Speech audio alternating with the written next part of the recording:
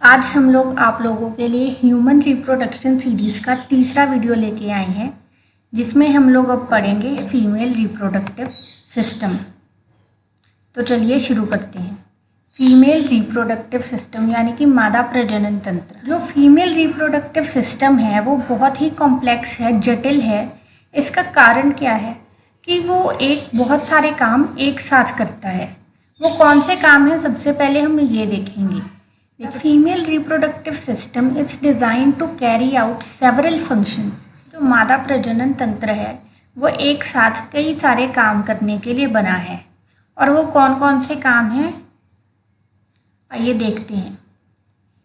It produces the female egg cells। जो female gamete है यानी कि ऊवा या oocytes, उसे बनाने के लिए जो एग सेल चाहिए वो भी बनते हैं फीमेल रिप्रोडक्टिव सिस्टम में।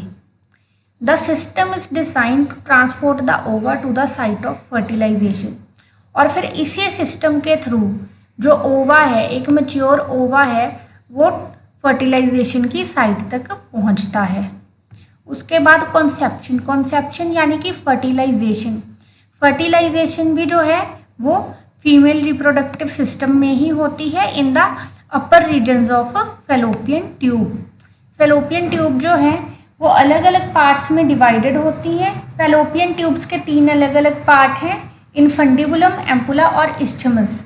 आप लोग जानते हैं, लेकिन जो फर्टिलाइजेशन है वो एम्पुला में होती है। तो इस तरह से फर्टिलाइजेशन भी फीमेल रिप्रोडक्टिव सिस्टम में ही होती है। The next step for the fertilised egg is to implant into the wall of uterus. Fertilisation हो गई, तो फर्टिलाइजेशन के बाद एग बन गया। अब जो एग है उसका नेक्स्ट स्टेज क्या है कि वो अपने आप को इम्प्लांट कर ले यूट्रस की वॉल्स में। यूट्रस की वॉल में इम्प्लांट होने के प्रोसेस को बोला जाता है इम्प्लांटेशन। तो ये प्रोसेस भी कहाँ पे हो रहा है? In female reproductive system. और अगर फर्टिलाइजेशन और इम्प्लांटेशन ना हो पाए तो जो मेंस्ट्रुएशन है वो भी कहाँ होती है? In female reproductive system.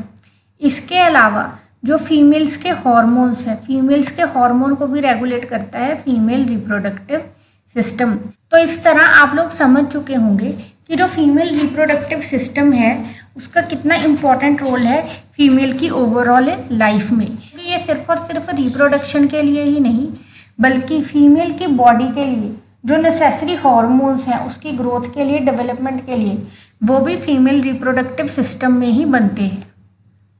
तो चलिए अब आगे चलते हैं। Parts of female reproductive system कि जो फीमेल रिप्रोडक्टिव सिस्टम है उसके पार्ट्स कौन कौन से हैं। देखिए, female reproductive system contains 2 main parts. देखिए, जो फीमेल रिप्रोडक्टिव सिस्टम होता है उसके 2 मेन पार्ट्स होते हैं। सबसे पहला कौन सा है? यूट्रस। यूट्रस जो है, ऐसा क्यों? क्योंकि यूट्रस जो है यहीं पे फीटस डेवलप होता है। देखिए, host the developing fetus. Uterus ही वो साइट है जहाँ पे फीटस की डेवलपमेंट होती है।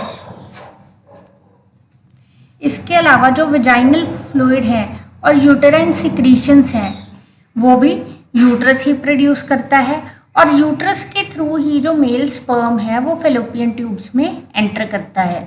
और दूसरा इंपॉर्टेंट पार्ट है ओवरीज। ओवरीज जो है फीमेल रिप्रोडक्टिव का सबसे इंपॉर्टेंट पार्ट बोल सकते हैं। ऐसा क्यों?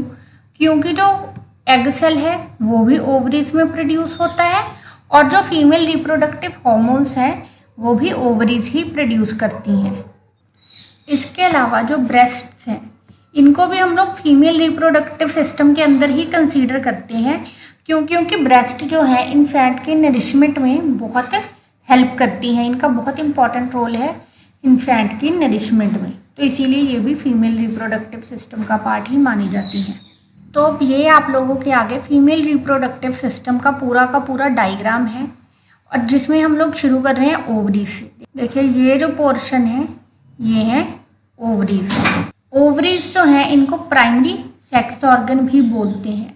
इसकी वजह क्या है क्योंकि एग सेल भी ओवरीज में प्रोड्यूस होता है और फीमेल हॉर्मोन्स भी ओवरी में प्रोड्यूस होते हैं। जो ओवरी की शेप है वो कुछ इस तरह की है, देखिए ये एक आमंड की तरह। ओवरीज जो हैं एक पेयर में प्रेजेंट है। और अगर हम लोग ओवरीज की लोकेशन की बात करें तो जो ओवरीज हैं वो अपर पेल्विक कैविटी में प्रेजेंट होती हैं। और एक ओवरी का साइज 2 से 4 सेंटीमीटर तक का हो सकता है लंबाई में। फीमेल रिप्रोडक्टिव सिस्टम में ओवरीज को 2 लिगामेंट सपोर्ट करते हैं। एक है ब्रॉड लिगामेंट, देखिए ये वाला जो लिगामेंट है, ये वाला जो लिगामेंट है जो लाइट पिंक कलर में दिखाया हुआ है, ये है ब्रॉड लिगामेंट। इसका काम क्या है कि ये जो यूट्रस है और ओवरी है तुमको होल्ड करके रखते हैं। ये जो ब्रॉड लिगामेंट है ये फीमेल रिप्रोडक्टिव सिस्टम यानी कि यूट्रस को और ओवरीज को पेल्विस के फ्लोर और वॉल से अटैच करके रखता है। और दूसरा है ये वाला, ये जो है ये है ओवेरियन लिगामेंट। और ये जो ओवेरियन लिगामेंट है इसका काम क्या है कि ये यूट्रस की साइड से, यूट्रस के लेटरल सरफेस से ओवरी को अटैच करके रखता है। तो अब ये जो 2 लिगामेंट्स हैं ये फीमेल रिप्रोडक्टिव सिस्टम को सपोर्ट करते हैं। उसके अलावा आप लोगों को बताया था कि बहुत इम्पॉर्टेंट रोल है कि जो ओवरी है वो फीमेल सेक्स हार्मोन्स भी सिक्रीट करती है। तो सेक्स हार्मोन्स की सिक्रीशन भी कहाँ होती है? ओवरी में। ओवरी के बाद हम लोग आ जाते हैं फैलोपियन ट्यूब्स पे। देखिए यहाँ से लेके और यहाँ तक का ये जो सारा रीजन है ये है फैलोपियन ट्यूब्स। फैलोपियन ट्यूब्स जो हैं उनको हम लोग 4 पार्ट्स में बांट सकते हैं। पहली है यूट्रन पार्ट, दूसरा है इस्थिमस पार्ट, तीसरा है एम्पुला पार्ट और चौथा है इन्फंडिबुलम। अब ये जो ओवरी की साइड से शुरू हो रहा है, ठीक है, ओवरी की साइड से शुरू हो रहा है, इस पोर्शन को बोला जाता है इन्फंडिबुलम। ये जो है इन्फंडिबुलम है और इसका काम है कि ये ओवरी से रिलीज होने वाले एगों को कलेक्ट करता है। और उसके बाद ये जो रीजन है ये है एम्पुला।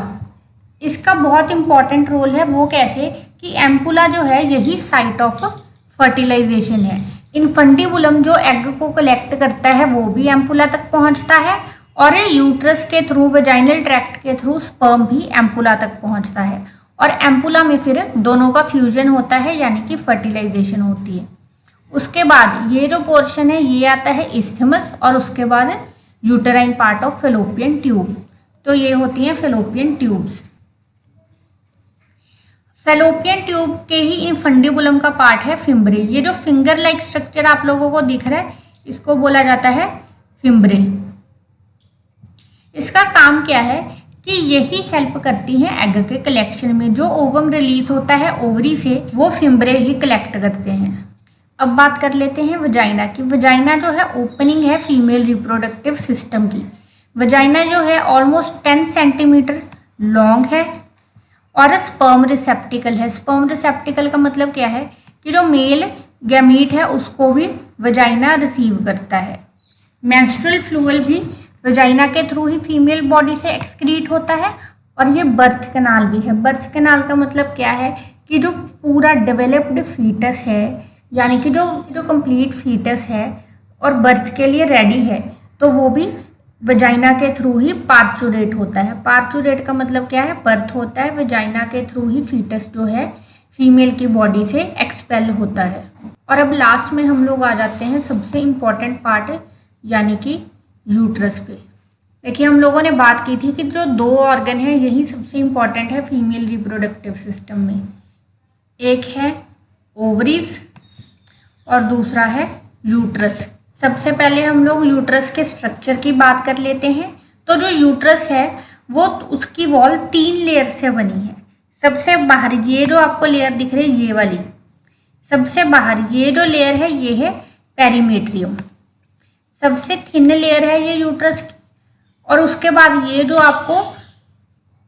आपको मोटी सी लेयर दिख रही है, थिकेस्ट लेयर है, ये है मायोमेट्रियम। ये जो मायोमेट्रियम है ये स्मूथ मसल से बनी हुई है और इसका मेन फंक्शन क्या है कि चाइल्ड बर्थ के दौरान यानी कि पार्चुरेशन के दौरान जो कॉन्ट्रैक्शंस चाहिए होती हैं चाइल्ड को एक्सपेल करने के लिए, वो जो कॉन्ट्रैक्शंस हैं इसी लेयर में होती हैं।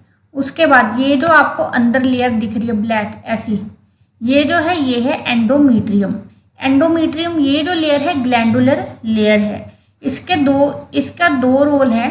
पहला तो ये कि अगर तो फर्टिलाइजेशन होती है तो ये फीटस की नरिशमेंट में हेल्प करती है, और अगर फर्टिलाइजेशन नहीं होती तो फिर यही वो लेयर है जो हर मंथ मेंस्ट्रुअल साइकिल में एग के साथ एक्सपेल होती है। ये जो लेयर है साइक्लिक चेंजेस शो करती है। जो यूट्रस है वो हॉलो मस्कुलर ऑर्गन है, मसल से बना हुआ है। हॉलो क्यों है? क्योंकि इसने फीटस को अकोमोडेट करना है।